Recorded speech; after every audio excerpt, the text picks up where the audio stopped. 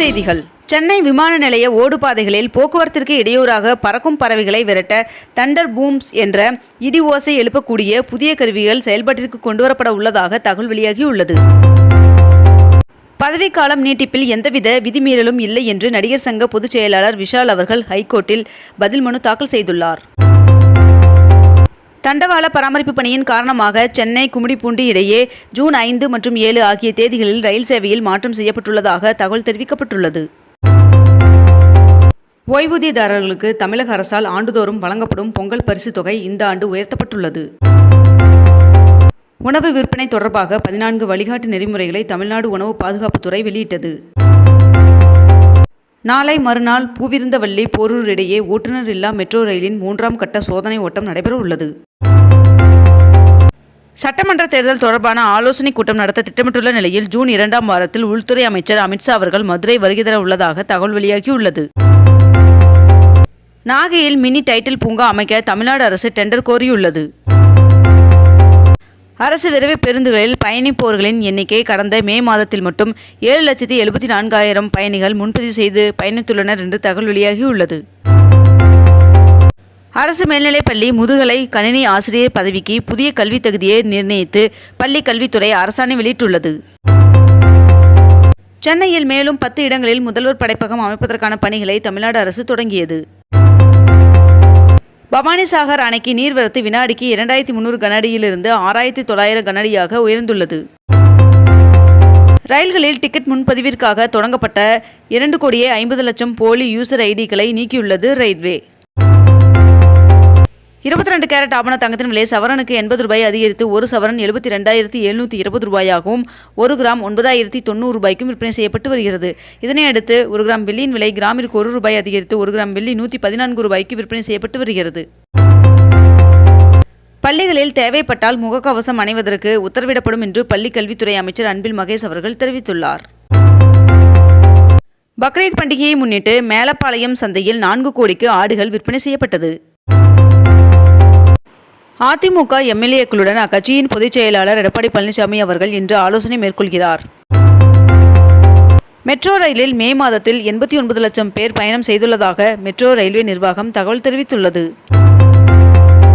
தமிழகத்தில் குரூப் 4 தேர்விற்கான காலி பணியிடங்களின் எண்ணிக்கை அதிகரிக்க வாய்ப்புள்ளதாக டிஎன்பிஎஸ்சி தலைவர் தெரிவித்துள்ளார்.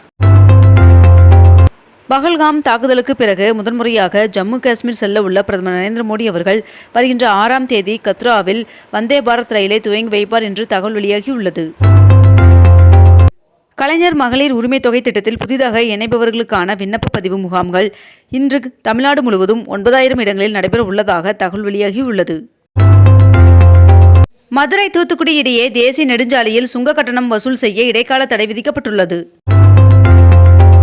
தமிழ்நாட்டில் அரசு பேருந்துகளின் கட்டணம் உயர்த்தப்பட மாட்டாது என்று போக்குவரத்துறை அமைச்சர் சிவசங்கர் அவர்கள் தெரிவித்துள்ளார். 2ஆம் கட்டமாக இன்று கல்வி விருது வழங்கும் விழாவில் தவேக தலைவர் விஜய் அவர்கள் கலந்து கொண்டார். IPL 2025ஆம் ஆண்டிற்கான இறுதிப் போட்டியில் பெங்களூர் ராயல் சேலஞ்சர்ஸ் அணி பஞ்சாப் அணியை வீழ்த்தி கோப்பையை வென்றது. இன்று மாலை சபரிமலை ஐயப்பன் சுவாமி கோவிலின் நடை திறக்கப்பட உள்ளது. செய்யாறு அறிஞர் அண்ணா அரசு கலைக்கல்லூரியில் இளநிலை மாணவ மாணவிகள் சேர்க்கைக்கான பொது கலந்தாய்வு ஜூன் 4, 5, 6 ஆகிய தேதிகளில் நடைபெற உள்ளது. IRS அதிகாரி ஒருவர் 25 லட்சம் ரூபாய் லஞ்சம் வாங்கியதாக கைது செய்யப்பட்ட நிலையில் அவரது வீட்டில் சோதனை நடத்தப்பட்டதில் 1 கோடி ரூபாய் 3.5 கிலோ தங்கம் 2 கிலோ வெள்ளி பொருட்கள் சோதனையில் சிக்கியது. பாஸ்போர்ட் விண்ணப்பத்தில் மத்திய அரசு புதிய ஆப்ஷன் ஒன்றை அறிமுகப்படுத்தியுள்ளதாக தகவல் வெளியாகியுள்ளது. ஆசிய தடகள சாம்பியன்ஷிப் போட்டி வீரர்களின் கடின உழைப்பும் உறுதியும் எதிர்கால முயற்சிகளுக்கு வாழ்த்துக்கள் என்று பிரதமர் நரேந்திர மோடி அவர்கள் தெரிவித்துள்ளார். அகஸ்தியர் கோவில் சொரிமுத்து ஐயனார் கோவிலுக்கு செல்லும் உள்ளூர் மக்களிடம் நுழைவு கட்டணம் வசூலிக்க கூடாது என்று உயர்நீதிமன்ற மதுரை அமர்வு உத்தரவு பிறப்பித்துள்ளது. காச்சிகுடா மற்றும் மதுரை நாகர்கோவில் இடையே இயங்கும் சிறப்பு விரைவு ரயில்கள் ஜூலை மாதம் வரை நீட்டிக்கப்பட்டுள்ளதாக தெற்கு ரயில்வே தகவல் தெரிவித்துள்ளது. முகூர்த்தம் பக்ரீத் மற்றும் வார இறுதி நாட்களை முன்னிட்டு ஜூன் 5, 6, 7, 8 ஆகிய நாட்களில் பொதுமக்களின் வசதிக்காக சிறப்பு பேருந்துகள் இயக்கப்படும் என்று தெரிவிக்கப்பட்டுள்ளது. மத்திய அரசு மருத்துவமனையில் மெடிக்கல் ரெப்களுக்கு தடை விதிக்கப்பட்டுள்ளது. நீட் தேர்வு மறுதேர்வு நடத்த முடியாது என்று சென்னை உயர்நீதிமன்றத்தில் ஒன்றிய அரசு உறுதியாக தெரிவித்துள்ளது. முதலமைச்சர் மு.க.ஸ்டாலின் அவர்கள் சேலம் மாவட்டம் மேட்டூர் அணையிலிருந்து வருகின்ற ஜூன் 12ஆம் தேதி காவிரி டெல்டா பாசனத்திற்கு தண்ணீர் திறந்து வைக்க உள்ளார். தமிழ்நாட்டில் ஜூன் 9ஆம் தேதி வரை மிதமான மழைக்கு வாய்ப்புள்ளதாக வானிலை மையம் தகவல் தெரிவித்துள்ளது. நெல்லை அம்பாசமுத்திரம் அருகே பாபநாசம் அணையிலிருந்து பாசனத்திற்கு நீர் திறக்கப்பட்டது. மறைந்த முன்னாள் முதல்வர் கருணாநிதி அவர்களின் 102வது பிறந்தநாளை ஒட்டி மெரினா காமராஜர் சாலையில் உள்ள கலைஞரின் நினைவிடத்தில் முதலமைச்சர் மு.க.ஸ்டாலின் அவர்கள் மலர்தூவி மரியாதை செலுத்தினார். முல்லை பெரியாறு அணையில் அணைகள் பாதுகாப்பு ஆணைய இயக்குநர் கண்காணிப்பு பொறியாளர் கிரிதர் தலைமையில் தமிழக கேரள அதிகாரிகள் ஆய்வு செய்து வருகின்றனர். கன்னியாகுமரி கடல் பகுதியில் கரை ஒதுங்கிய கண்டெய்னரில் இருந்து பொருட்களை மீட்கும் பணி தீவிரமாக நடைபெற்று வருகிறது. ராமேஸ்வரம் ராமநாத சுவாமி கோவிலில் பிரம்மோற்சவ திருவிழாவை 10 நாட்கள் நடத்த கோரி வழக்கு தொடரப்பட்டுள்ளது.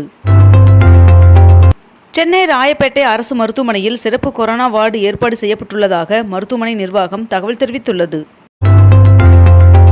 மீன்பிடி தடைக்காலம் வருகின்ற 14ஆம் தேதி முடிவடைய உள்ளது.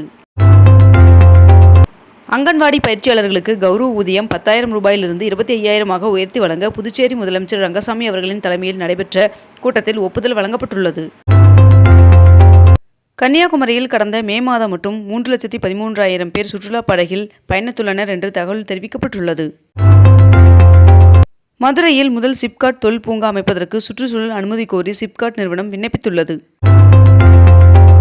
தமிழகத்தில் திருத்தணி, திருச்செந்தூர் உட்பட 10 கோவில்களில் பச்சிளம் குழந்தைகளுக்கு காய்ச்சிய பால் வழங்கும் திட்டத்தை அமைச்சர் சேகர்பாபு அவர்கள் தொடங்கி வைத்தார். பூந்தமல்லி, பரந்தூர் வரையிலான மெட்ரோ ரயில் வழித்தட திட்டத்தை 2 கட்டங்களாக செயல்படுத்த தமிழக அரசு ஒப்புதல் வழங்கியுள்ளது. சென்னை மெட்ரோ ரயில் திட்டம் 2ஆம் கட்டத்தில் இந்தியாவின் முதல் 33 மீட்டர் நீளமுள்ள யூ கர்டர் வழித்தடம் அமைக்கப்பட்டுள்ளதாக தகவல் வெளியாகியுள்ளது. அண்ணா பல்கலை மாணவி வன்கொடுமை வழக்கில் ஞானசேகரனுக்கு 30 வருடங்கள் தண்டனை குறைப்பு இல்லாத ஆயுள் தண்டனை விதித்து சென்னை மகளிர் நீதிமன்றம் உத்தரவிட்டுள்ளது. கேரள தலைநகரம் திருவனந்தபுரத்தில் உள்ள பத்மநாத சுவாமி திருக்கோவிலுக்கு மகா கும்பாபிஷேகம் வருகின்ற 8ஆம் தேதி நடைபெற உள்ளது.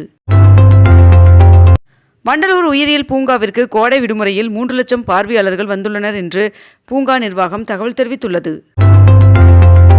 இன்று முதல் கலை அறிவியல் கல்லூரிகளில் மாணவர் சேர்க்கைக்கான கலந்தாய்வு நடைபெற உள்ளது. இன்று சிறப்பு பிரிவு மாணவர்களுக்கான கலந்தாய்வு நடைபெறுகிறது. இத்துடன் இன்றைய தலைப்புச் செய்திகள் நிறைவடைகின்றன. மேலும் இதுபோன்ற அண்மை தகவல்களை உடனுக்குடன் தெரிந்து கொள்ள அக்னிபூ சேனலை சப்ஸ்கிரைப் செய்து கொண்டு தொடர்ந்து இணைந்திருங்கள். நன்றி, வணக்கம்.